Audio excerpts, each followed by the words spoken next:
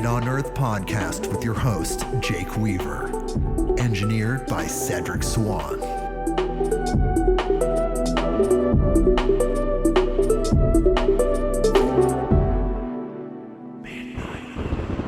Hey everybody, we're back with another episode of Midnight on Earth. I'm your host, Jake Weaver, and we're here to bring you more knowledge, more lights, and more love. We have another incredible guest. They're all incredible. And here's yet another one. Tyler Zahradnik of the Contact Tour Group. They're the next generation of ufologists. They're UFO hunters. They're out there in the field. And they're the next generation of so many things. And we're going to talk to Tyler in just a minute. But first, I need you to do something for me. Go to bluecobracbd.com. There you will find Blue Cobra CBD, the highest quality CBD oil product in the market. Howard Hitt, also known as Big H, a person I know personally, created a proprietary extraction method for CBD from hemp. It's called the Hitt extraction method. And here's the best part. No solvents, okay? No gases, no chemicals. It was developed by Howard and no other company uses this method. It's a natural process resulting in the purest CBD oil. And it is extracted and blended in small, handcrafted batches of high-testing CBD flower. 100% organic. It's Oregon grown. You can put it on your body. You can put it in your body. And it's available for everyone. Blue Cobra CBD. And let me tell you, we have a discount code. A Midnight on Earth Blue Cobra CBD discount code. And what does that give you? Free shipping on any order. Any order. So here's the code. MIDCBD. MID, like midnight, MID CBD. You put that in the promo code section when you're checking out, and you will get free shipping on any order. 1 bottle, 2 bottles, it doesn't matter. You get free shipping. You get to try it out. It's an incredible product. I highly recommend it. It gets my highest recommendation for a CBD oil product. For sure. BlueCobraCBD.com. And of course, it has a full money back guarantee. If you don't like the product, you can get your money back, including shipping prices if you ever do have to pay them. But not if you use that discount code. Follow me on Instagram at midnight_on_earth. That is the address. Please follow us there if you haven't already. Spotify, Apple Podcasts, Google Podcasts, wherever you go to get your podcasts, please click the button that connects us so you get those notifications. You know when the episodes drop. And of course, the most important thing is word of mouth. Please tell a friend, share a link, text a link, whatever you can do to help spread the word about this podcast, because it's not about me. It's about the guests and what they have to get out there. midnightonearth.com. All right, we talked about Blue Cobra CBD. I did my social media shout out. And now I want to talk to you about Contact Tour. This is from their mission statement. Contact Tour's modus operandi is to establish communications with extraterrestrial and non-human terrestrial intelligences, utilizing prototype protocols developed by CSETI, the Center for the Study of Extraterrestrial Intelligence. These protocols include the following variables: sound, light, and thought or consciousness. In the UFO subculture, this methodology is referred to as CE5, Close Encounters of the Fifth Kind. Over the course of the last 2 years, our team has facilitated field expeditions researching human-initiated contact with ETI, Extraterrestrial Intelligence. Our direct experiences engaging in the phenomena have been profound. We're going to talk about that. During this time, we've collected a substantial archive of videographic and photographic materials which unequivocally solidify the notion we're being observed by extraterrestrials. These interstellar civilizations appear to have highly advanced technological capabilities, potentially hundreds of thousands to millions of years ahead of our current development. The implications of this subject are so vast that no aspect of life on Earth will be unaffected by its official disclosure through government channels. We are acutely aware that this subject is highly controversial, ridiculed, and suffers from great social opprobrium within certain elite circles and within the political landscape. The dire circumstances we're confronting as a global civilization are directly related to the secrecy of the extraterrestrial presence, global warming, biosphere degradation, air pollution, energy security, exopolitics, a collapsing geoeconomic order, growing inequality between financial classes, overpopulation, and human sustainability on Earth. All of these tremendously crucial issues at hand would be alleviated with the disclosure of this information. And one more thing from their website, our organization wishes to emphasize the past dominance of militarism and paranoia is not, underline not, the framework for approaching this subject. We're so happy to have Tyler Contactor here with us today. Hello, Tyler. Hey, Jake, how are you? Thanks for the wonderful intro, and I'm happy to be here. Well, like I said, you guys are the next generation of UFO researchers, the next generation of people that are going to be out there helping people learn about this, as the people that started this, I don't want to say industry, but this field are moving on. They're getting older. So, and the mission continues.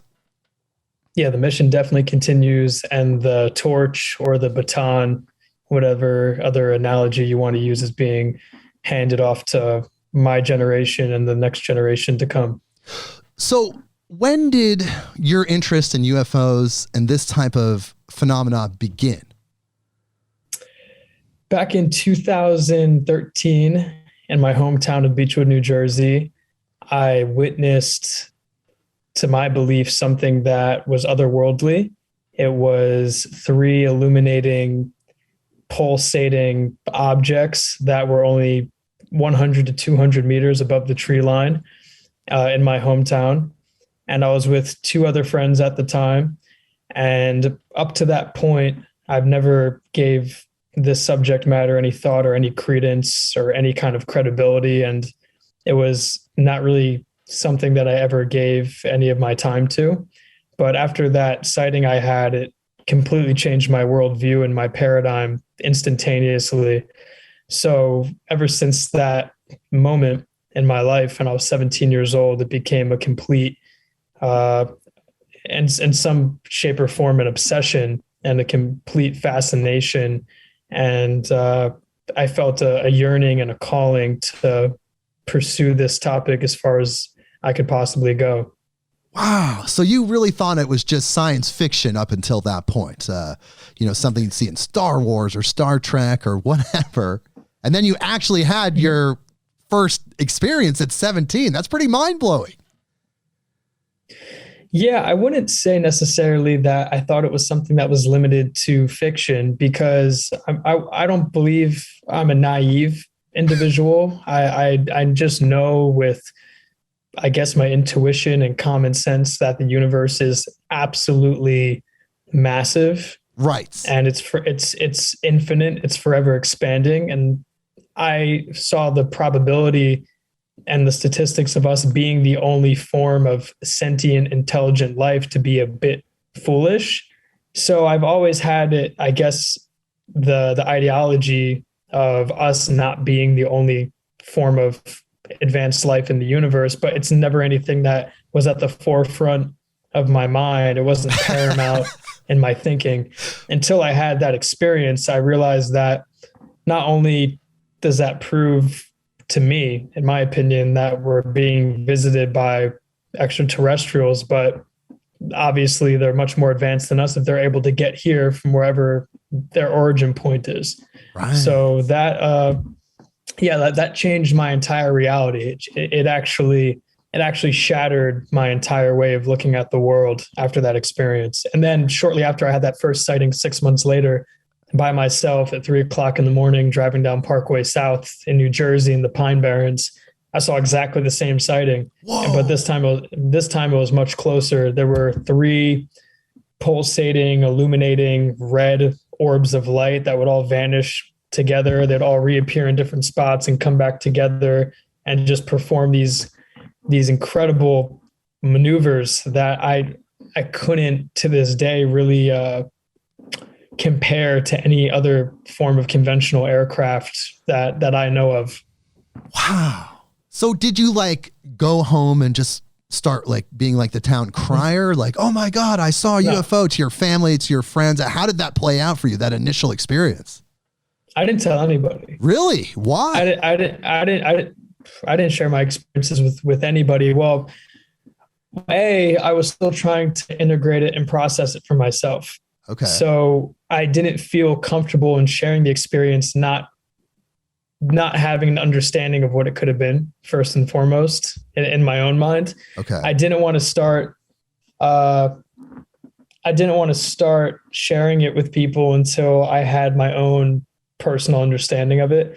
And that took years. That took a long time. I didn't share that sighting with people until after I got out of the military. Do you think it would have potentially jeopardized your military career or caused some sort of static that you didn't want to deal with? And also, you just didn't know what it was. Like you said, you kind of knew. You had the open mind since, your entire life, but you still didn't really know what it was. And did you think maybe it could have been advanced military technology, or did you somehow intuitively know that it was otherworldly? Intuitively knowing is a good way of putting it. Although I do have really surface level experience going on and off military bases growing up, because my dad was a civilian contractor at Lakehurst Naval Base, McGuire Air Force Base, and Fort Dix. Okay. And periodically I'd go with him onto these installations for work, or we would go shop at the commissary, which is an on-post shopping center that has reduced taxes on common goods and things like that. So we would go on and off the base, and I would see all of the helicopters and the C-17s and the C-130s and the Apaches and the Blackhawks. And I would see all these military vehicles parked on the runway at these hangars. So I guess more or less I was familiar with what military aircraft looked like. And plus, where I grew up in Ocean County, they were always running exercises out of those installations. And I'd always see the military aircraft fly overhead. And I know that a key feature of any aircraft is the sound. There's a sonic signature. Right. And these objects that I saw were silent. They were completely silent. And I've never seen anything that bright in my life besides maybe the sun. Wow. So it's like some sort of mechanism generating that light that is outside of any other technology you'd been exposed to, whether it was incandescent light or LED light. It was something else. Nothing. And at the time I operated, I mean, this is a very minute detail about myself, but I operated a mobile DJ company, and I worked in nightclubs a lot, and I worked with lighting equipment, and I worked with stage setups and all these different kinds of fixtures. I worked on, Chevet DMX lighting systems, and I can recognize stage lighting and these kinds of things. Sure. And this was brighter than anything I've ever seen. But it was bizarre because it wasn't piercing to the eye. It didn't hurt to look at it. There didn't appear to be a structure associated with these lights. It seems as though the object itself was light. Wow. And the way they were moving, I'm like, I guess my first instinct was maybe a military flare of some kind. But then I thought about it. How hazardous would that be? And what and who and what and why dropped 3 military flares less than 100 meters above a suburban neighborhood that's surrounded by trees? Like who in their right mind, unless it was a complete accident, I don't know who would possibly do that. And then they're going to be reprimanded to the teeth by their higher ups if word of this accident got out. So Sure. I'm going back to the moment of just some of the thoughts that were going through my mind, and I immediately ruled out flares. Because flares don't travel, horizontally across the skyline, equilateral distance apart in a triangle formation, vanish, and then reappear in separate parts of the sky and come back together. I've never seen a flare do that. And someone show me a flare that can do that. They're definitely not Chinese lanterns. They were not drones. They were not helicopters. They were not planes. It wasn't atmospheric phenomenon. It was not some kind of aerial debris. There were not kites. It wasn't anything that I could explain. So you went down the mental checklist, but then your next experience, 6 months later, really solidified that, because there it was again. Absolutely. I mean, you could have gone back, you could have second guessed it afterwards. Maybe you're checking the checklist again later, but then boom, 6 months later, there it is again. Mm-hmm. Yeah, no, it was exactly the same phenomenon that I witnessed the first time, like to a T, the exact same phenomenon. So then you arrange your friends together and you start pursuing these things. What was the genesis of Contact Tour? Obviously this 2013 experience, then 6 months later was the genesis, but then what were the next steps? Well, Contact Tour didn't start till 2019. Right. So this was 6 years after I had my initial sighting. Well, after the second sighting I had, so of the two initial ones, that's when it really became a fascination to me. And in my off time and in my research, and I would stay really private about it, I began building an archive and a database, like really looking into this subject. Even when I enlisted in the military, I still stayed really interested in it. And through my military experience, I just had really casual conversations with other NCOs, like non-commissioned officers that I'd served with, and just other commissioned officers, like first, second lieutenants, and maybe a captain here and there. And I just picked their brains and see if they had any kind of interest in it. And I was actually stationed at Fort Riley, Kansas. And Fort Riley, apparently, based on different testimonies that are out there and different pieces of documentation, was one of the transport sites of when they were moving the crash retrievals from White Sands, New Mexico, Nellis Air Force Base, Area 51, up to Wright-Patterson Air Force Base in Ohio. Fort Riley, Kansas was the middle point between transporting those materials. And I would just ask around, just really casually, and just act like I didn't give it any kind of thought to these different people who I was serving with. And more often than not, the conversations didn't lead anywhere, but there would be a few people that would entertain it and say that they thought it was legit and that the military had some kind of knowledge of an extraterrestrial presence here on Earth. And that's as far as those conversations went. And I didn't have any kind of significant security clearance. I only had a secret security clearance. I think there's probably hundreds of thousands of people that have that level of security clearance. So I really wasn't deep into any kind of special access project or any kind of compartmentalized program on that base. I just had a curiosity during my service, and that curiosity hasn't left me. And that's really what brought Contact Tour to fruition, because I felt as though the military and the government has been deliberately and premeditatively not only covering up the existence of extraterrestrials, but they've been lying about it, and they've been fabricating stories around it to mislead people and to pour disinformation out into the public. And they've also have silenced people to the extent of putting them in insane asylums, mental institutions. Right. I mean, even possibly assassinating people just to keep this subject matter as secret as it has been for the last 75 years. Yeah. So I would say definitely assassinating people. Absolutely. Well, not to dive too deep into the weeds on this, but I think there's even been political leaders that have pushed too hard on this issue that have been taken out because they were becoming problematic to the national security state, and they could possibly create damage. Yeah, like let the information out. Yeah, so I was really diving deep into this entire subject for a long time, as deep as I do now, and I realized that there is no chance, in my opinion, that the government is going to transparently and truthfully release this information. So it has to come from the civilian sector. And that's what Contact Tour is. So when did you end your service? I'm guessing around 2017. Is that right? No, I got out in the end of 2016 because I got medically discharged. Oh, wow. I lost a bit of my hearing in my left ear. I have tinnitus. I got a hip injury and an injury to both my knees. Oh my God. I'm so sorry. It's okay. It was just from training.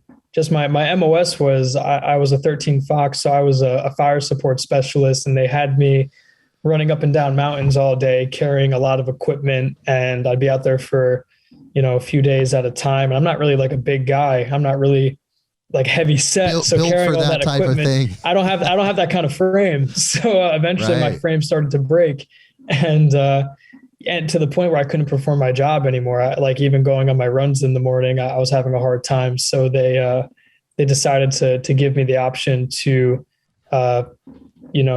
be relieved of my service and take a medical discharge, which I did, because then it gave me the opportunity to pursue other passions. Yeah, that is amazing. So then when did you decide in your life that, okay, you're interested in this, you had these incredible experiences, you have a little bit of military experience even peppered in there. So then when did you decide, okay, I want to start a group, some sort of organization that addresses these issues, that secrecy that you were talking about? Well, after I got out of the military, I really pursued music with everything that I had. Cool. And that ended up becoming a fairly successful career, to the point where I was able to tour through 10 different countries. Wow. And get a few million streams through my music releases, and all the while still touring and still DJing and working on music and connecting with these other producers and artists from across the world. I still just as heavily was researching extraterrestrials and UFOs. And something dawned on me one day that I could probably use my network from music to start getting this information out to people through music. Maybe there's a bridge and there's a gap that I can close, that I can start, getting this information out there through music. So in 2019, I came up with the concept of Contact Tour, which was going to be an EDM concert series that the aesthetic and the theme of this concert was going to be disclosure, because I figured at this point in time, I don't necessarily see let me put my words together correctly here. Not that the older generation isn't still playing a role, but they're not going to be the ones that are going to be leading us into the future. It's the younger it's the younger demographics in that generation. And what's the best way to reach the younger demographic? In my opinion, it's music. Correct. I think pretty much from like 18 to mid 20s, people want to attend shows. People want to go to concerts. They want to be around other people. They want to socialize. So we need to create that opportunity for them to go out and participate in those kinds of activities. But I think the message and the theme should somehow get across this information. So Contact Tour was born, and we had 2 sold out shows in Japan, in Tokyo and Osaka. Wow. And the in-between graphics of each performer would be actual documents of X, Y, and Z from the CIA or the Department of Defense. And then the in-between visuals of each act would be actual UFO sightings and actual pieces of video. And then the intros and the outros were voiceover dubs of like, a ufologist that's, sharing some kind of piece of information. And that was the whole theme of it. But I realized that that theme went completely over people's heads. They just took it as entertainment. There was no actual sustained interest. They didn't see it as a transmission of information. They kind of saw it as really cool graphics and backdrops. Exactly. It was like a theme. You're like, oh, wow, there's alien stuff on the side. Cool. That's it. So, and I expected that to probably go that way, but I figured it was worth a shot. Definitely. So we pulled back a little bit, and for obvious reasons, because COVID-19 happened. We pretty much had our first 2 shows, and then 3 months later, COVID hit. And I was mapping out at least 10 more dates to do Contact Tour. So I think that if we ended up having those 10 dates, we could have really built on the message more. I think that would have created more opportunities for people to begin processing the mission of what we were actually trying to do, that we're more than just a concert series. We want this information to be, at the forefront of what we do. So since we couldn't have shows anymore because of COVID-19, I decided, well, we're not going to slow down. Let's just shift gears. Let's just become a more scientific public interest initiative that's going to go out and actually organize expeditions where we can make contact with extraterrestrials. I think that's even more beneficial than having these concerts. So then that's when we began forming a team, and we didn't have to go out of the way to find all of the members of the team. They were already in our circle. We just somehow manifested and called in all of the people we needed to go out and do these kinds of missions. We found an astrophotographer, we found a scientist, we found just good people that were out there with the right intentions, and they had the right mindset about it. And we just been going out and doing that for the last 2 years. And our experiences have just been increasingly profound. Really? Every time we go out, they just get more and more interesting and more intimate, I should say. So I imagine you go to hotspots, like UFO hotspots, or places where there's a history of this kind of situation, and you bring this incredible equipment. So tell me about some of the experiences you had that were profound. As they're getting profound, well, what's happening? Well, we haven't necessarily gone to, I wouldn't say like quote unquote hotspots is where we're trying to go. We want to go somewhere that's remote, secluded, it's isolated. There's no urban infrastructure. There's no military bases. There's minimal air traffic. Those are the kinds of things we keep in mind on the mental checklist of when we decide where we're going to go out and make contact. We want little light pollution. We want to make sure we're not around any airports or anything that's going to have us call in ETs to a location where there's a potential collision. Although I'm sure they could avoid hitting an aircraft, but it's just one of those variables to keep in mind. We want to invite the ETs to a location that's not only safe for us, but also safe for them, because they're actively being targeted by satellite-based weapon systems when they materialize in our outer and inner atmosphere.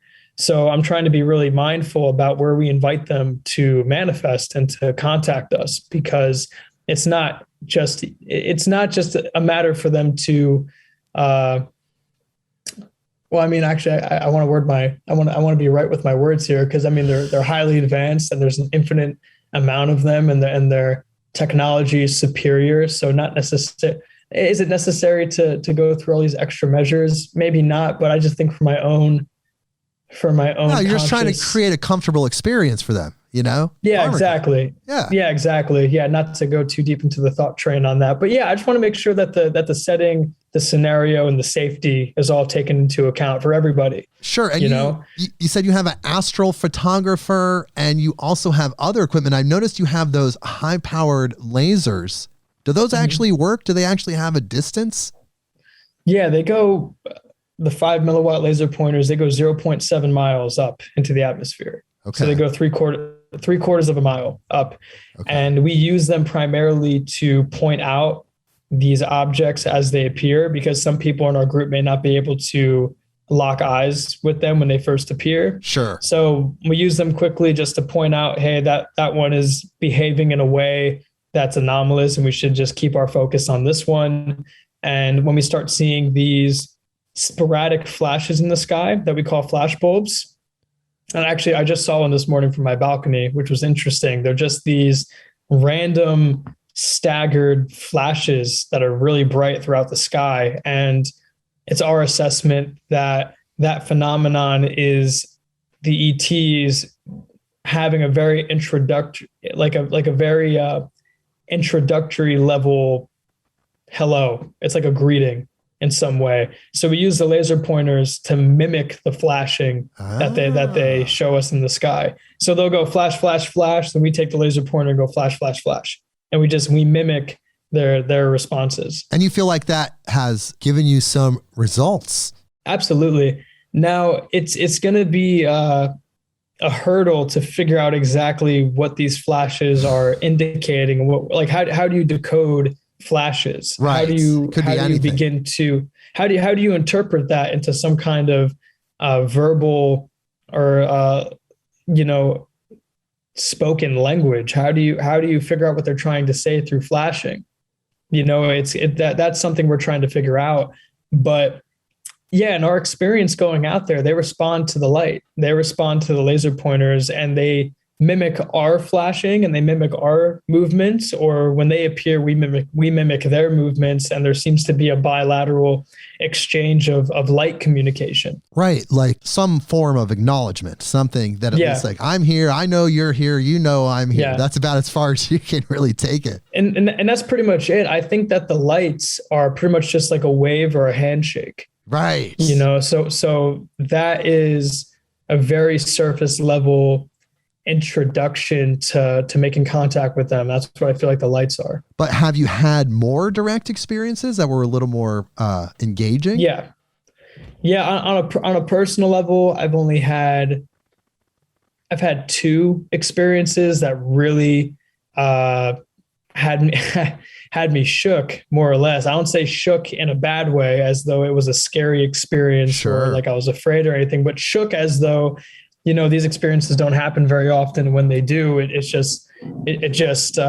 kind of forces you to take a step back and to become a bit more introspective about everything that you're doing.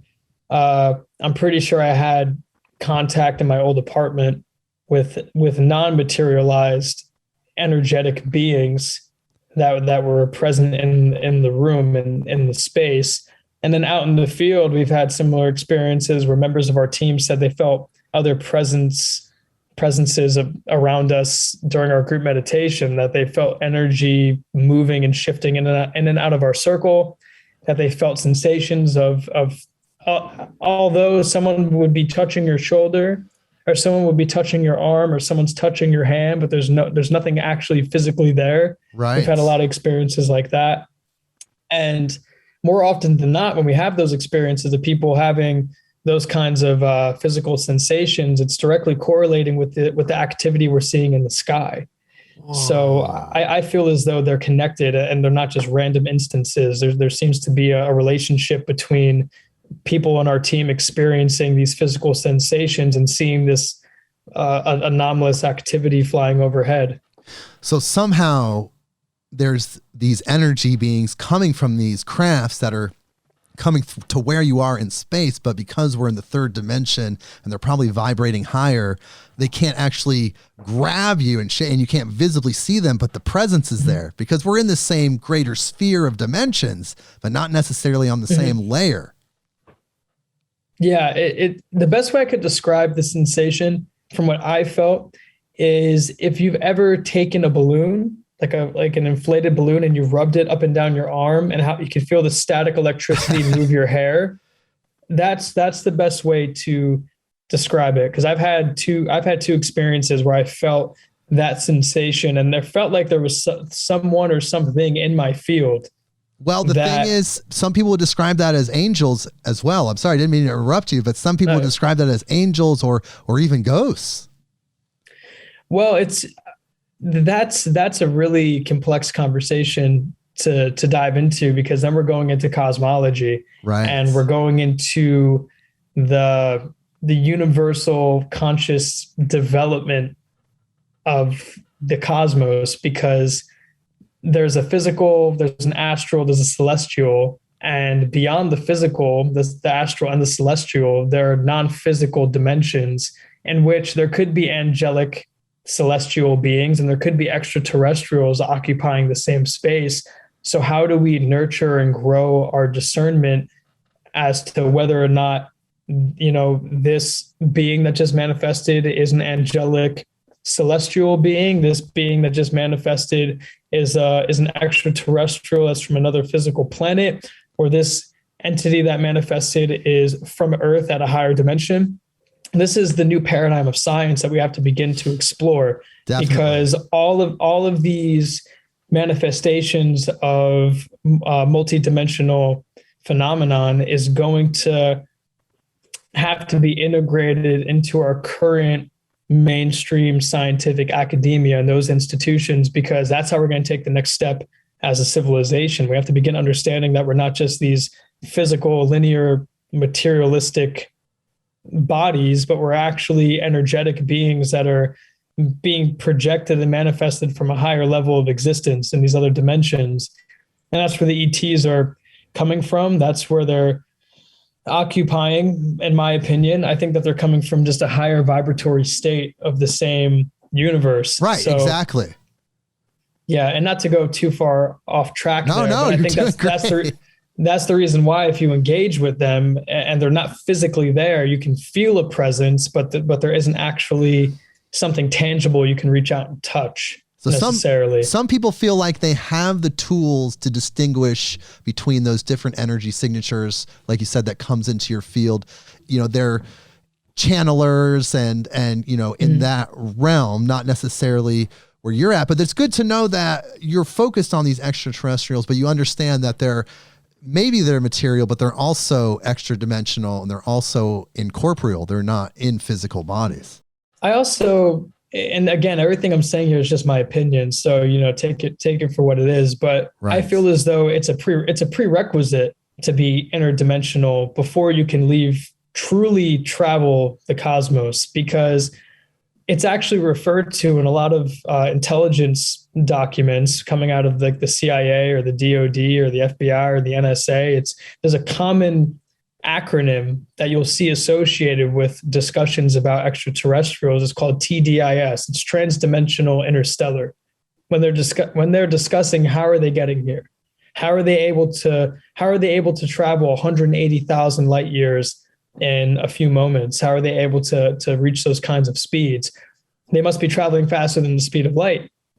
Well, I mean, if you make something massless, if you're able to charge something with enough electromagnetic voltage that it just raises its vibratory state to beyond third density, it just passed the crossing point of light. It's not physical anymore. So then I think to actually go faster than the speed of light, you can't be physical. It can't be a physical object. Wow. So they have some kind of technology that makes them not physical, where they're able to jump out of linear space-time and then be anywhere instantaneously.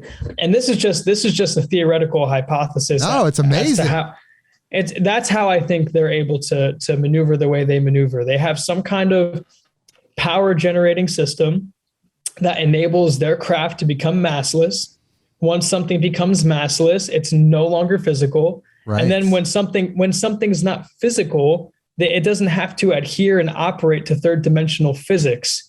It doesn't have to operate to the theory of relativity. It doesn't have to operate within the confines of Newtonianism or all this linear physics that we are using to send our rockets up into space. No, they're going into an entirely different pinnacle of existence that has an entirely new paradigm of multidimensional physics. And it's a lot to wrap your head around. And by no means am I a scientist. That's what we do here. Yeah. That's why we have this podcast, to wrap our head around those things, because I've also said myself that in order to get that level of technology, that you also have to have that level of spirituality, because when you are turning something into light, you're then interacting with pure consciousness, which some people would say is God. So if you're literally using God as your technology, then you should be a spiritually advanced being. Would you say that's correct? Mm-hmm.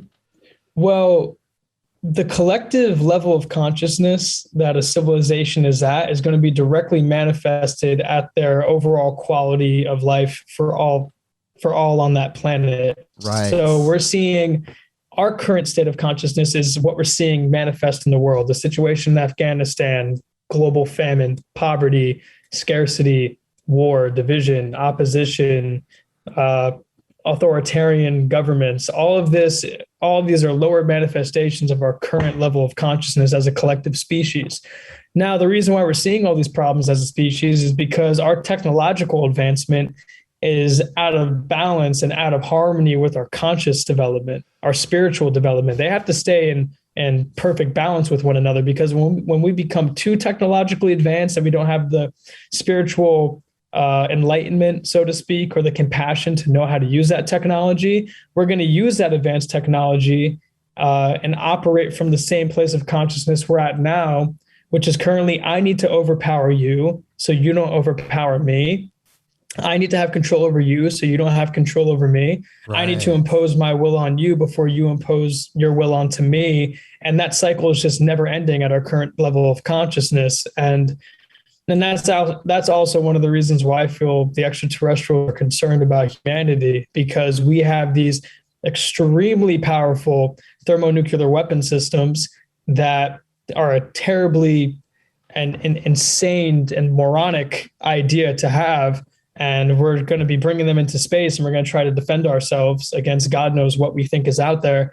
And that is going to make a lot of problems for us moving to the future if we don't withdraw our militaristic, oppositional worldview out of our exploration of space. So the ETs are viewing us as, okay, they are smart enough that they have nukes, but they're not at a state of consciousness where they realize that as you do unto others will be done unto yourself. And they don't see themselves as a unified whole, and they don't see themselves as being a part of nature. They see themselves separate from nature. So we have a formula right now as a civilization that if this equates out in the next decade as to what it's looking like it may become, we're going to have an extinction level event. And the ETs, I don't think they want that to happen, because I believe that the Earth is this very unique and special oasis of a garden planet out in the infinite universe that is rich with biodiversity and all of these different ecosystems of life that the ETs may be using to their benefit, or they may actually already be living here and they may be coexisting with us on this planet, and they don't want us to destroy it just at the means of control and for economic growth. So I keep going off the rails with these conversations. No, it's good. Here, but, well, I mean, it seems like we do have a bright destiny. Like you said, we are going to be emissaries of love and light out in the universe. We just have to get there. I often say that the extraterrestrials don't want billboards in space, even though Elon Musk just said he wanted to put billboards in space. I'm not very happy about him, but they don't want billboards in space. They don't want us to have that level of conflict. So I think that they are nurturing our development. So they are kind of guiding us. I don't think that we're going to get to a point where we destroy the planet. I really do think that we are going to raise our consciousness. But I do want to get back just really quick to your expeditions when you're making contact and trying to find these beings. You said you use meditation as a technique, but as I was reading your information, I often was wondering, what if you used like psychedelic substances as a catalyst for contact, things like DMT, something that would open you up into those multi-dimensional experiences instantly while you're trying to make contact? Have you ever thought about combining those things? I mean, in my own personal experience, I participate in psychedelics on a rare occasion, and that's just for my own personal use. As an organization and as a team, I don't advocate for using psychedelics to achieve that state of awareness. We have to be able to do that without anything. Right. That needs to be our baseline level of awareness. We can't have any kind of supplementary, necessity. We can't have any supplements to reach that state. We need to be able to get there from a clean and sober state of consciousness. So that's the reason why I usually, more often than not, will not advocate for psychedelics during a contact experience. Not saying that I don't think they work, and I don't think that they do open up that valve for our perception, but I just think we need to be able to do that on our own. And I think we already have all the tools we need inside of the greatest machine that we'll ever own and we'll ever operate. And that's the mind, and that's the body. Right. Everything's already right here. And it's just a matter of practicing and perfecting and polishing and refining meditation techniques that work for you. And by no means, I am not any kind of meditation instructor. I'm not a meditation expert. I meditate maybe once a day for 10, 15 minutes. But there was a study done during this remote viewing session that was ran by, I believe, Russell Targ and Hal Puthoff. And I believe it was within the Central Intelligence Agency, and they had their most, how do I say this, polished remote viewers like Ingo Swann, Pat Price, and a few other guys remote view a target. And they also brought in people off the street who have no experience and no idea about any of this stuff, just random general demographic people. They brought them in to see if they can accomplish the same goal as Ingo Swann and Pat Price and these other remote viewers. And it actually turns out the random people off the street had more accuracy than Ingo Swann, Pat Price, and the other remote viewers, because were they overthinking it?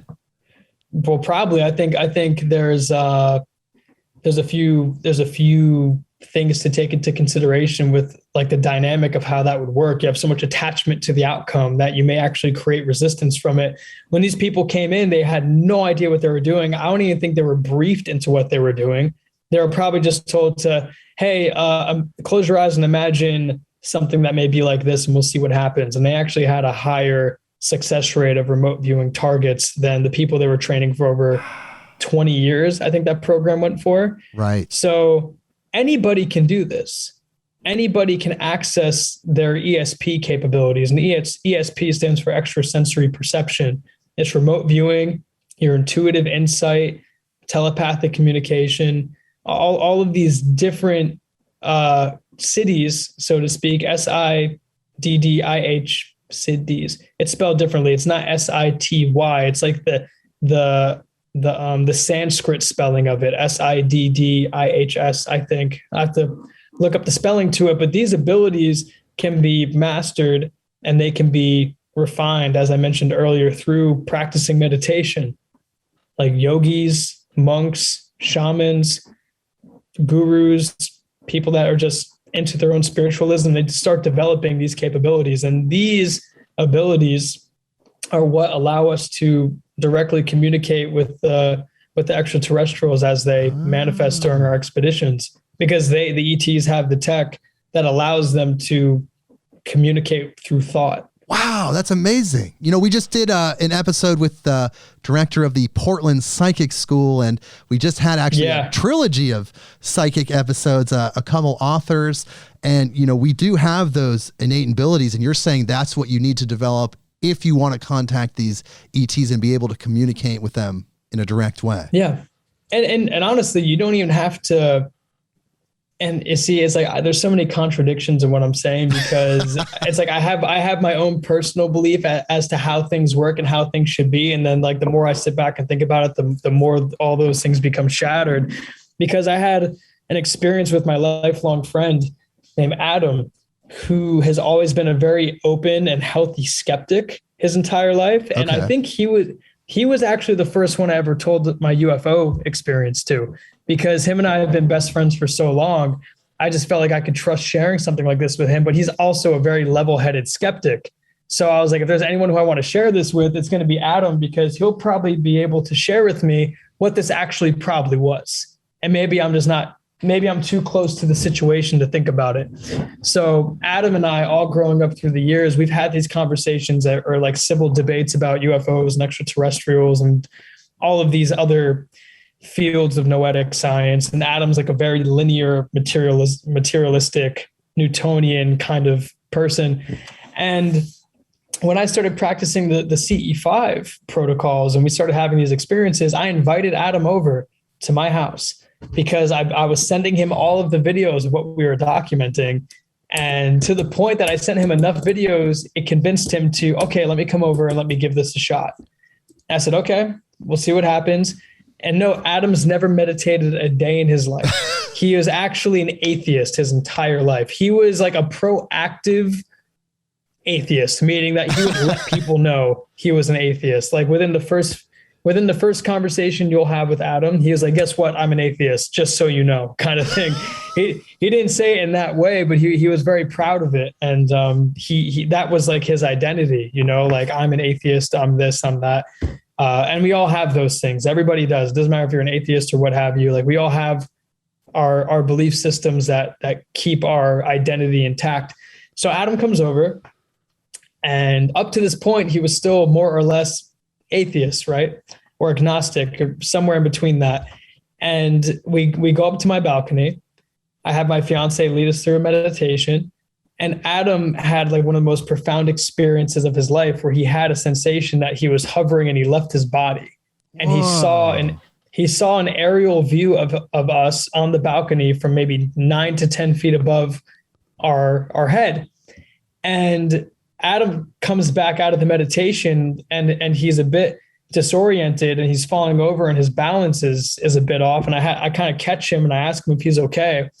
And he's like, man, I don't know how to describe this to you, but I just saw us from 10 feet above your house.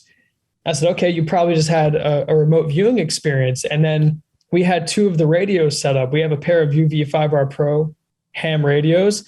One of the radios is on the right side of the balcony. The other one's on the left side of the balcony. They're about 10 to 12 feet apart from each other. And Adam was saying that he was asking something or someone who may hear his telepathic message to chirp through the radio if you're actually there and you can actually receive what I'm thinking right now. Chirp 3 times. And Adam said the second he sent out that message, chirp 3 times, the radio. Whoa. Then he asked it again. He asked it immediately after the radio went off because he wanted to see if it would respond again. He's like, okay, do it a second time. He's like, okay, do it a third time.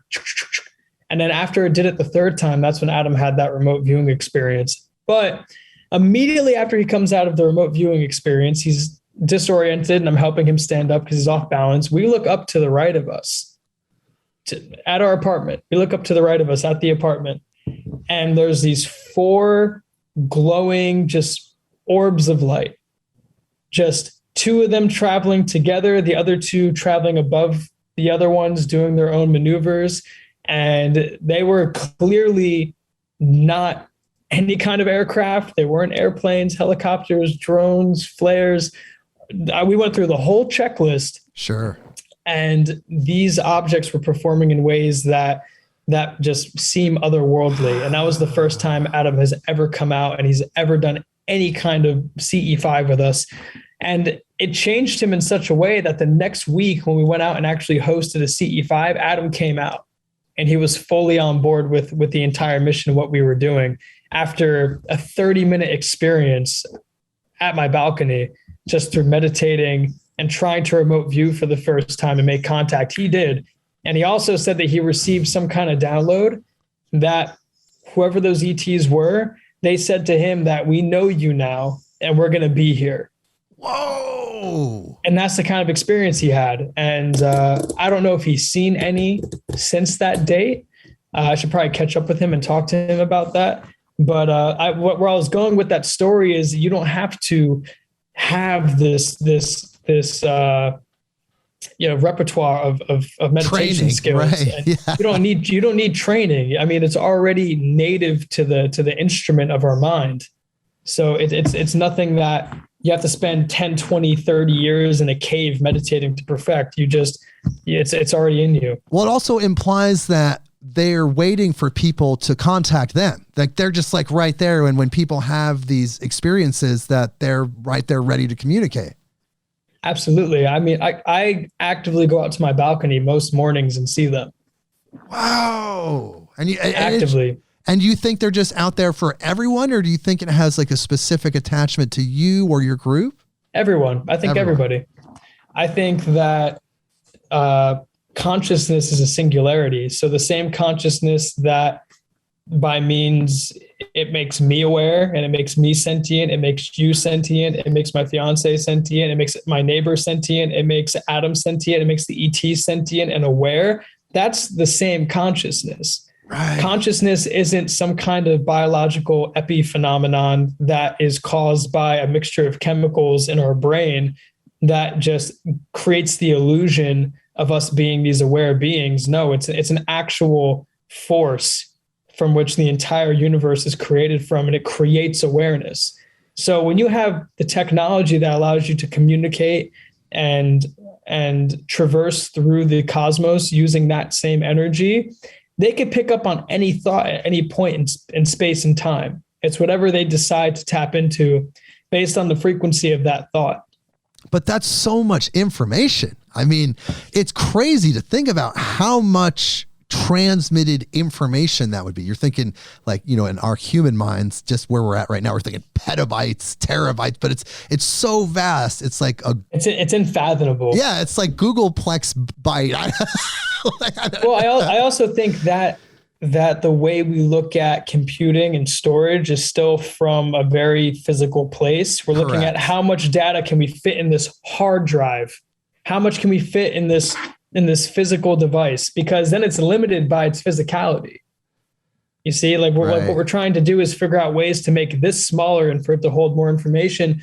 But all the information that's ever been exported, rendered, uploaded, downloaded, created throughout infinite space-time is already up there into quantum. It's already up there in other dimensions. And I'm sure that if these ETs are 100,000 years, 1,000,000 years more advanced than us, they probably have the technology to go through that cosmic Akashic database the same way I can go into my Dropbox and find something. Yeah, I would have to 100% agree with that. But I'm noticing that you're talking about these beings as energy beings and this advanced technology. But right now there's this crazy push in mainstream media where they're showing these physical crafts. They're showing these Air Force videos. Do you think this is manufactured disclosure? Is this one of those things to focus our attention in the wrong place? All of the above. Really? Yeah, Well, tell me your thoughts on that. What do you think about this huge? I mean, Barack Obama was just talking about this on public television, admitting everything in a way. What are your thoughts about this huge push of this disclosure that's happening, at least in the mainstream media? anything that comes out through mainstream media, through the Department of Defense or the Pentagon or any governmental institutions or any hierarchical power structures around the world is a political power play. Really? And that's it. That's it. Straight to the point.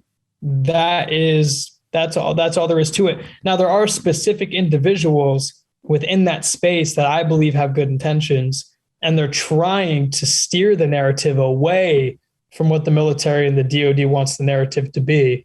For example, there's a man named Lou Elizondo, and he's being represented by a dear friend to me, Daniel Sheehan, the constitutional attorney. And there's been a lot of disinformation out there saying that Lou is some kind of special agent that is being contracted by the Pentagon to spread all of these false lies and that and the other thing. And I don't actually feel that to be the truth. I think, for example, in Lou's case, he's trying to get disclosure to happen the right way rather than right now.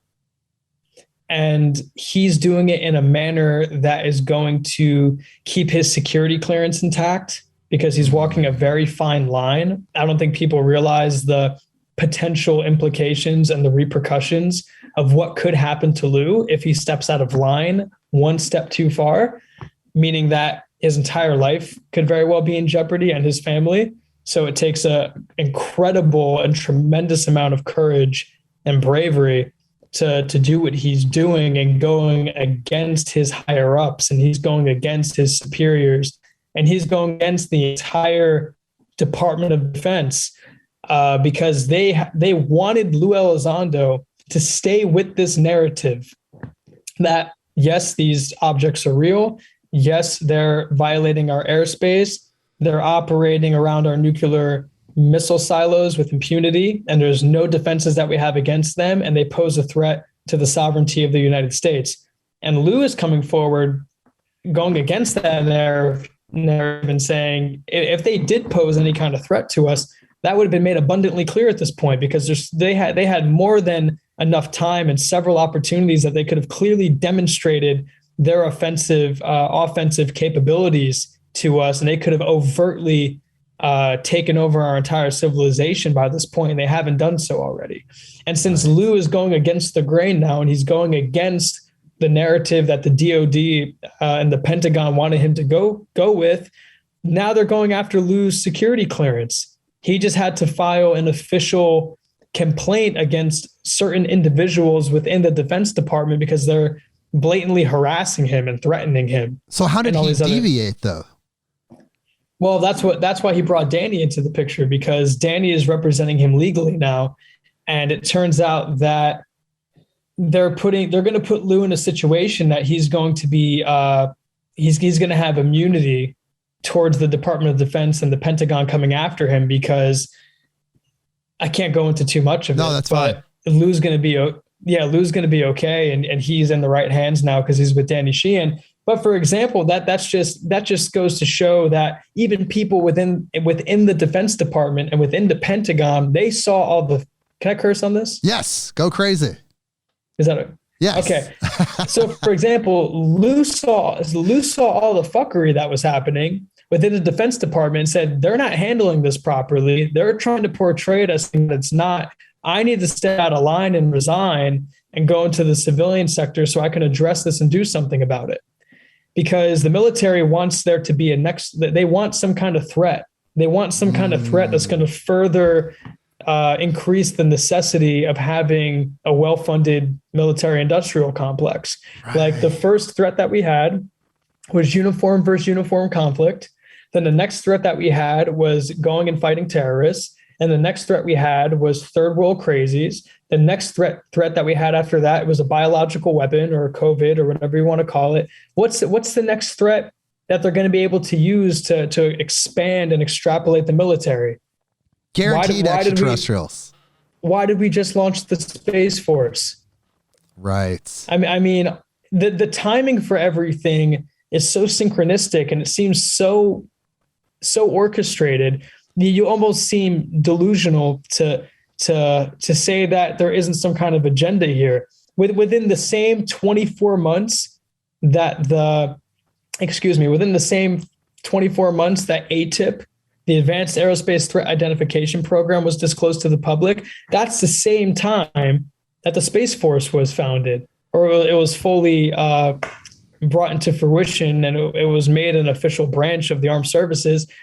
And they're saying it without saying it.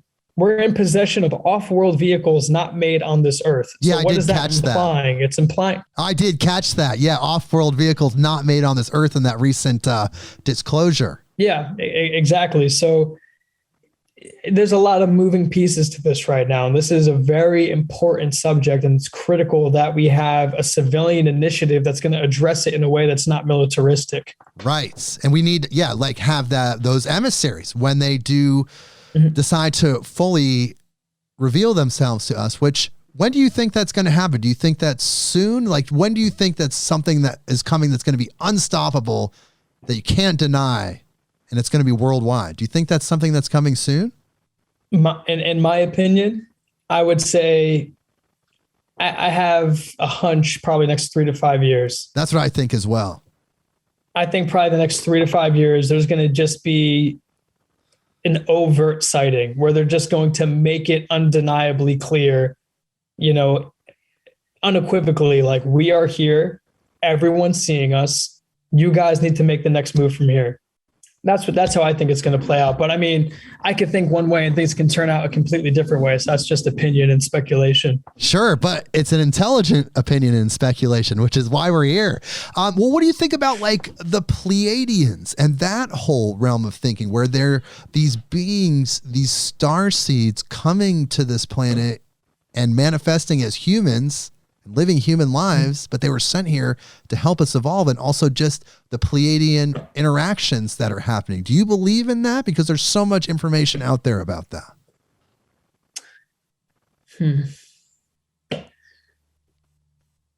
What I can say to that is, in my opinion, absolutely so. There's species from all corners of the galaxy and all corners of the universe that have made their way to Earth, whether they're doing reconnaissance over us, if they're collecting biological material, whether they're taking samples from the planet to go seed other planets, whether they're leaving specimens here and they're seeding Earth.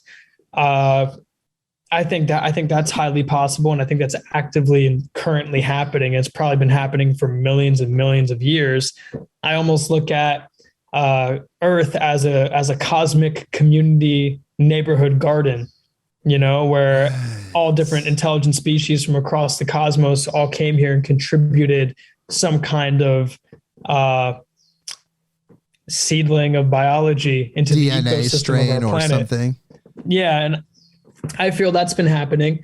Now, in like the more specific context that you're saying of there's star seeds that are extraterrestrial that decided to incarnate here as humans and play out these missions, I feel as though that's a really specific way of categorizing that phenomenon of people. I do believe in reincarnation. I don't believe that I don't believe that the physical form is like the end all be all. That's it. Everything's lights out after this. I definitely believe energy recycles itself and it continues to evolve, and it goes through this astral and celestial evolutionary process, which is actually called UCD, the Universal Consciousness Development. It's the order in which things manifest and they continue to grow and take on different incarnations.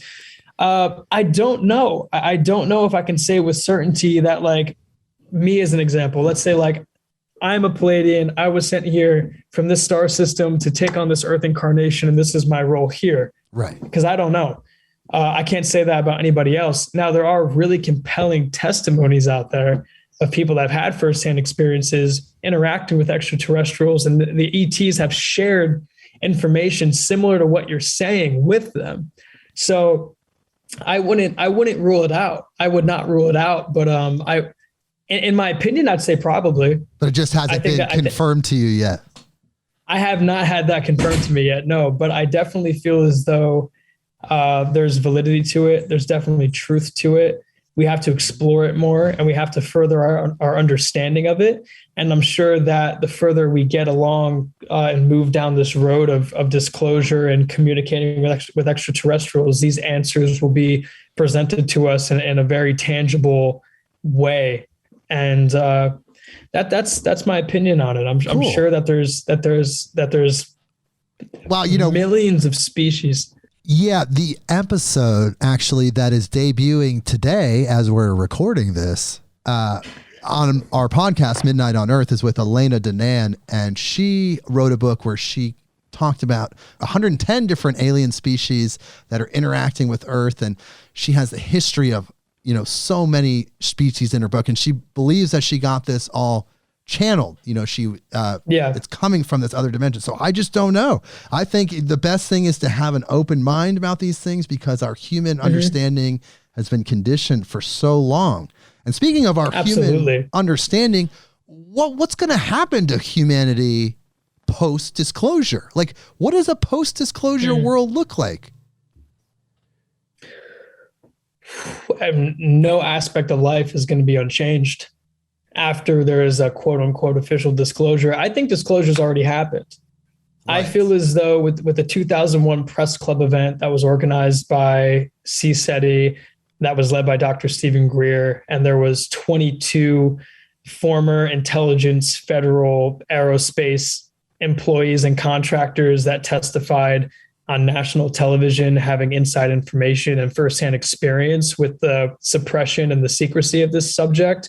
I felt that was like step one of disclosure, or a version of disclosure.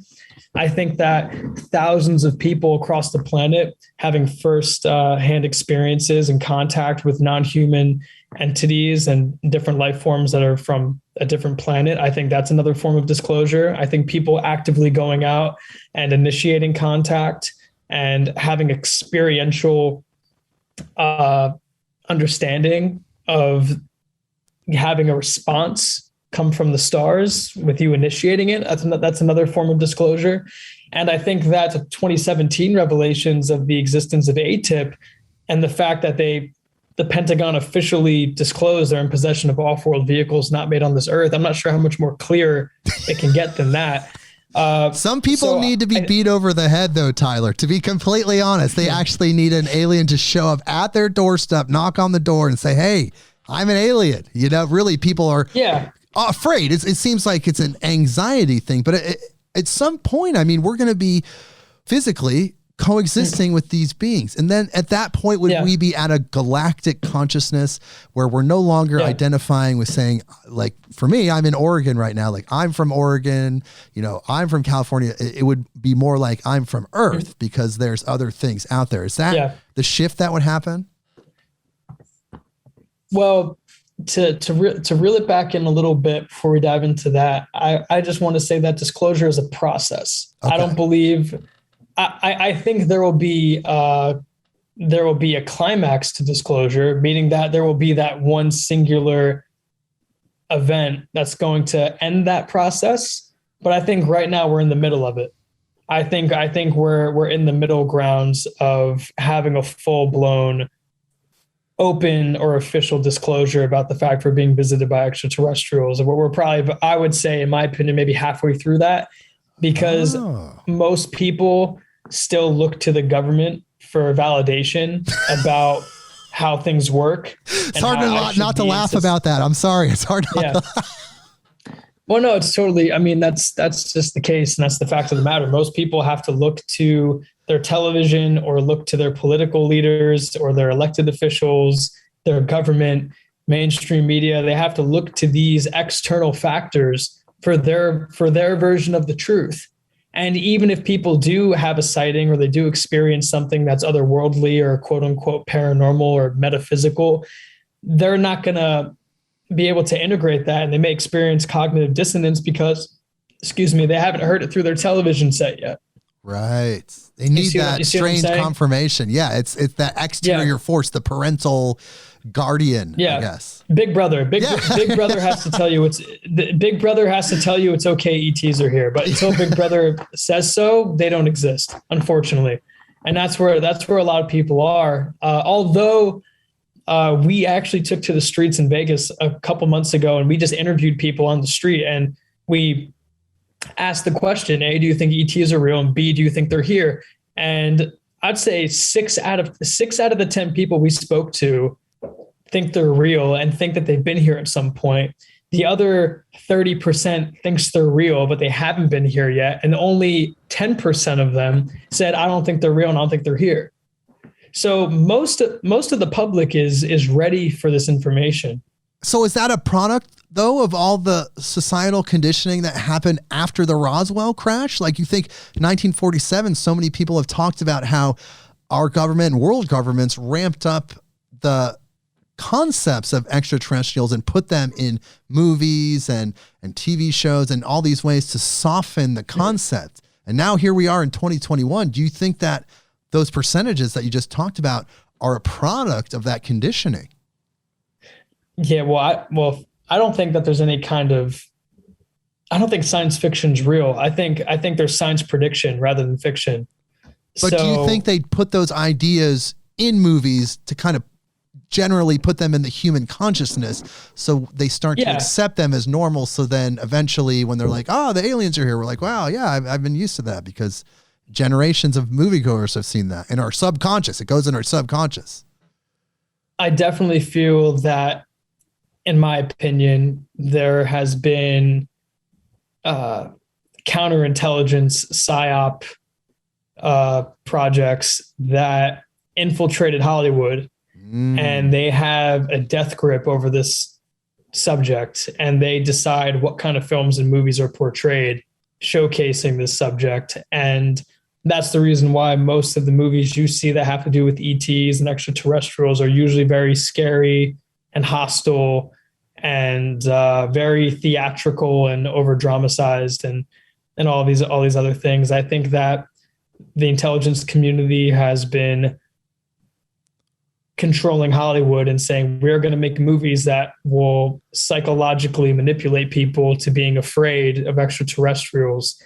And in a way, I think that also desensitizes a lot of people as well, because I think that people are going to be underwhelmed by an extraterrestrial presence that isn't what they've seen in the movies. So if the peaceful, friendly ETs show up, people may not care because it doesn't pose a threat to them.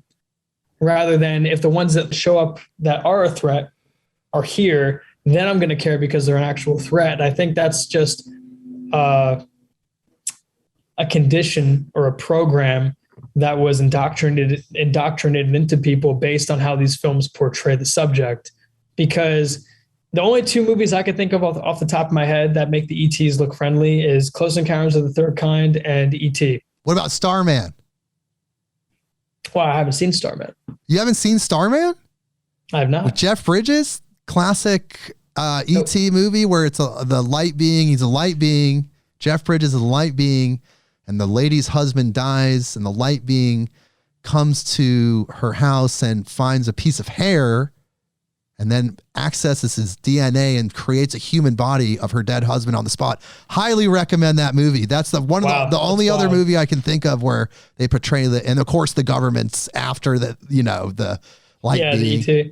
Yeah, definitely got to check out Starman.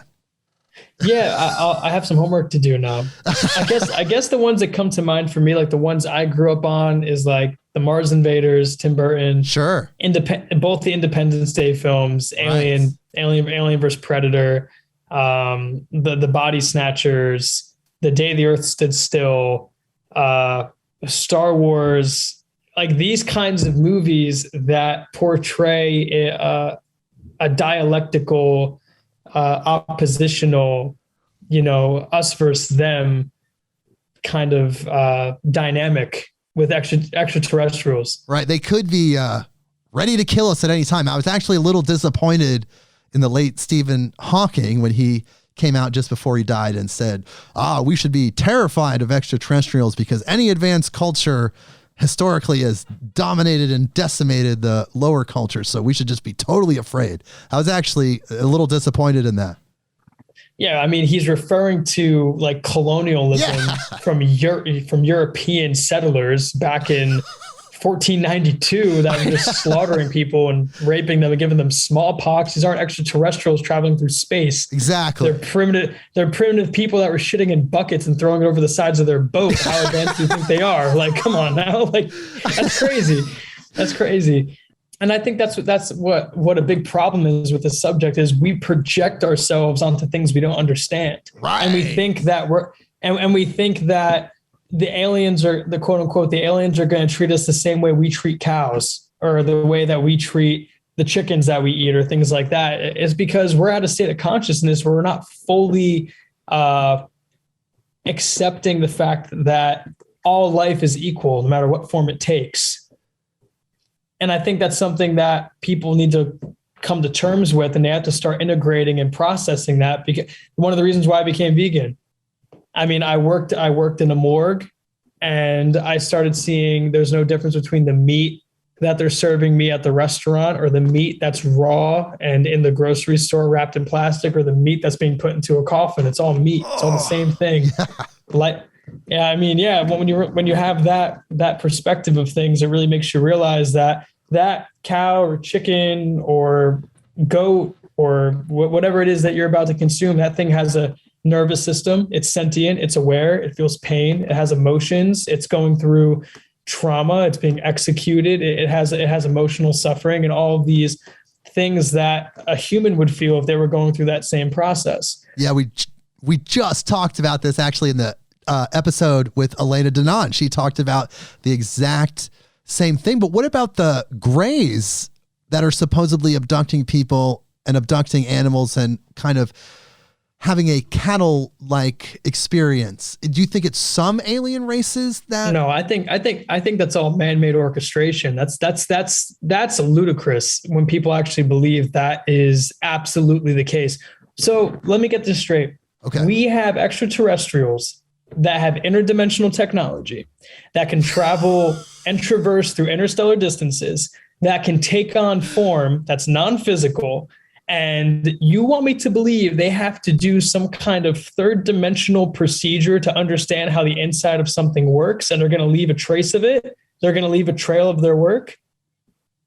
Why right. By what means would they do that? And what's the agenda behind doing that? It doesn't make sense. The level of sophistication and conscious and technological development that the ETs have reached does not equate to that kind of behavior. It does not. That's almost the equivalent of saying, I'm trying to think of a good example to compare it to. An extremely highly advanced race of beings participating in caveman activities. That's like if the ETs decided, hey guys, let's go to Earth and build a stone wheel. Let's just start leaving these stone wheels everywhere because, why not? We're ETs and we're highly advanced. That equates the same to me because it doesn't resonate. It doesn't make sense. Why would they need to do that? If they wanted, let's say, like you see the calculations that the eyes are missing, Sure. the tongues are missing, all this horrific Hollywood-esque kind of bullshit. Dude, the ETs are going to go into their ship. They're going to at the molecular level, they're going to 3D print a cow tongue. They're going to 3D print a cow eye, and they're going to have it. That's it. They don't have to go through the trouble of coming all the way to our planet, abducting a cow, mutilating it, and putting it back on the ground. We already have the technology now where you can do, there's CAD systems, computer assisted design, that can build things at the molecular level and synthesize proteins and create the building blocks of life from the quantum. We have the technology now that humans wouldn't even have to go out and do. If we don't have to go out and do that for our own interests and our own study and our own research and our own understanding, we have technology that we can figure out those. We can in a more efficient way, in a more effective way, in a more concise and accurate way, figure out the same information we'd figure out by pulling out a cow's eye and its tongue. And we're humans. And these civilizations are, like I said earlier, God knows how much more advanced than we are. They don't have to participate in those activities to have that same kind of understanding. So is that the PSYOP? Is that the PSYOP? Are the Greys a PSYOP? Is it the CIA? Absolutely. Okay, tell me about that. Well, I don't think that the Greys themselves are a PSYOP. I think that the Greys as an actual extraterrestrial species exist. The Defense Department or the intelligence community or these unacknowledged special access projects, they know the Greys exist and they can create programmed life forms, biological entities using artificial intelligence that will act on the behalf of these entities and carry out horrific crimes against people. So there's a misassociation. And it's the same tactics we use in any other conflict that the military is engaged in, like the Gulf of Tonkin during the Vietnam War. What did we do to extend the Vietnam conflict? We disguised Navy bomber planes, Air Force planes as Vietnamese planes, and we bombed our own people. I know. To make it look like the Vietnamese did it, so then we can extend the conflict and go attack Vietnam. This is the same tactic being used over and over and over and over again. It was written about in the book, The Art of War. You stage an attack by your adversaries that you want to invade, so you get political and social and you get that support. I guess community. You get support to go rally around that enemy and go take them out. They're trying to do the same thing with the ETs right now. Is that Project Bluebeam? Because I keep hearing a rumor that they're going to initiate, like you're saying, some sort of false extraterrestrial invasion in order to ramp up the defense like you're talking about. They have the technology to do it. I mean, there was an interview with Jacques Vallée back in the 1980s where he was saying he came across a document, an original authenticated memorandum from the Central Intelligence Agency it was not the Central Intelligence Agency. It was the Department of Defense. And this document came out of the White House, and it was during the Cold War when the tensions were very high with Cuba. They had an agenda and they had an operation that they were going to carry out. If the Cold War carried on the way it was carrying on, they were going to surface a submarine off the coast of Cuba. They did an analysis of the religious demographic of Cuba and seeing what the dominant religion was there. And most of the people are Catholic. And they were going to project the second coming of Christ using a third dimensional hologram over Cuba. And strategically, what that would have done is it would have saturated Cuba's communication systems because everyone would have been freaking out about the second coming of Christ. It'd be easier to invade and easier to take over because they'd have no comms. And that was well within our technology to implement an operation like that back in the 80s. We're in 2021 now. Oh my God. So this has all been part of a 75-year plan in the making about how they want the collective perception about extraterrestrials to be. And even I'll take it another mile further and say Jacques Vallée also has a document that down in Latin America, in Mexico, South America, and in America, in all these different places, the Central Intelligence Agency was staging extraterrestrial abductions on people. Oh, I have heard about that. Yes. And that's a fact. That's not a matter of if or maybe, or it's plausible, or let's look into it more. No, that's a fact. They've done that, and they're probably still doing it. Then you have the testimony of the former officer of the Office of Special Investigations at the Air Force, Richard Doty.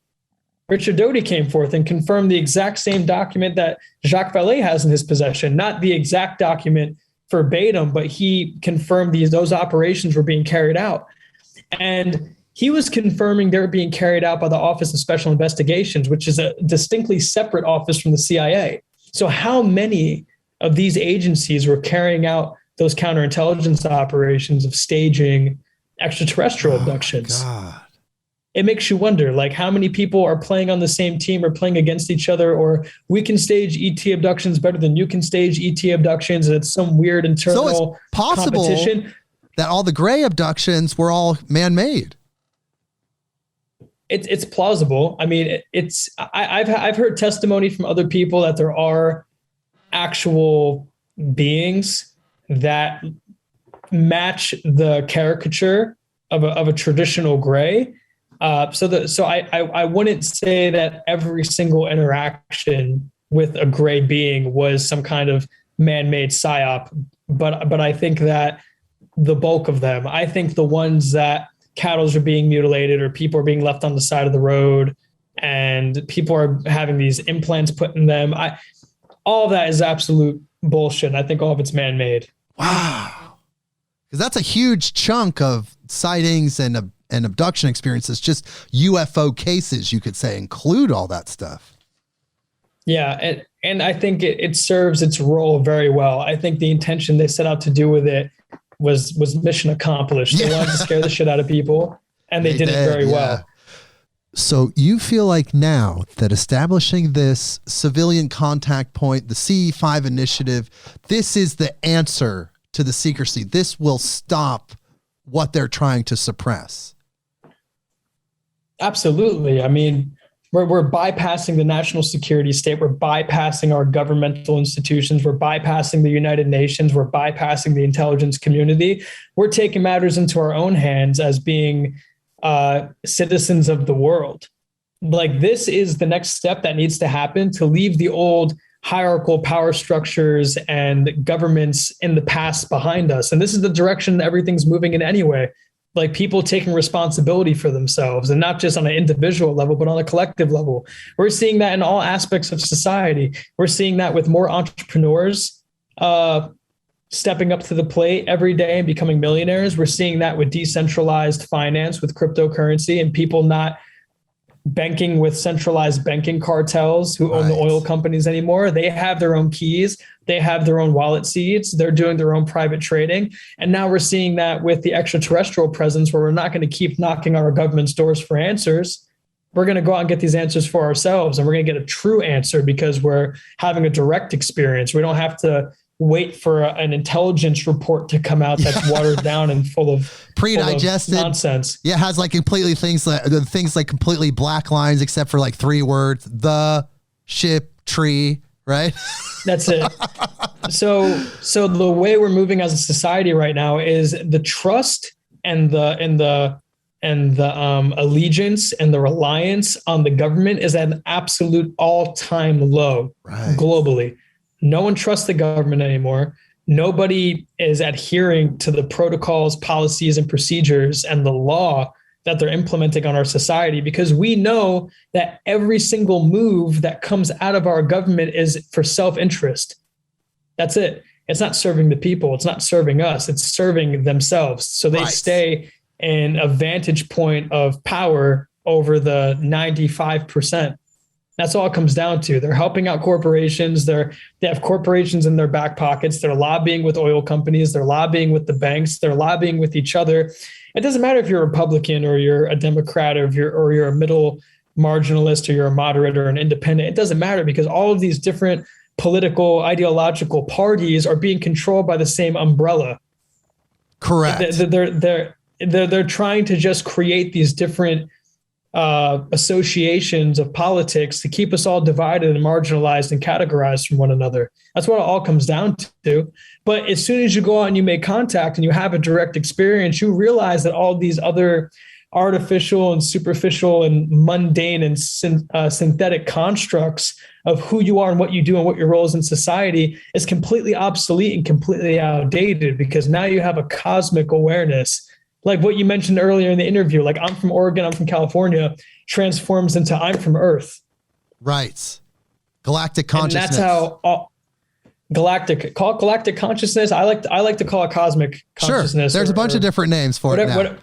Whatever you want to call it. It's just a higher perspective of understanding our place in the cosmos. Yes. And we're actually in the middle of forming an institution right now called the New Paradigm Institute, which is going to address just that: the philosophical, the theological, the political, the cultural, the societal, and the psychological implications of a post-contact world with extraterrestrials that are distinctly non-human. Wow, that's really interesting.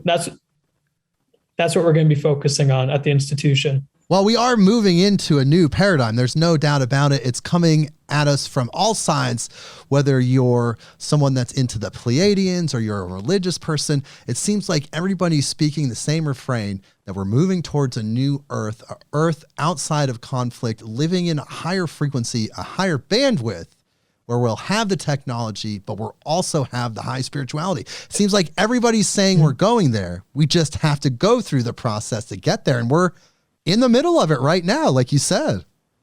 Absolutely. We're going to come out on the other side of this best case scenario with an integral, pluralistic, all-inclusive, unified, utopian society that's able to coexist and co-create and collaborate with extraterrestrials of off-world origin. And we're going to have interplanetary trading. We're going to have a decentralized financial system where there's equality and abundance for all, regardless of your ethnicity or your geographic location or your political association or what have you. It's going to be an equal world for everybody, where all of the assets and all of the resources and all the commodities are equally delegated through every single corner of the globe. And it's not centralized for one small sector of society to control everything and to control all of our resources. That's what we're seeing change right now. And that's why it's like pulling teeth. Yeah.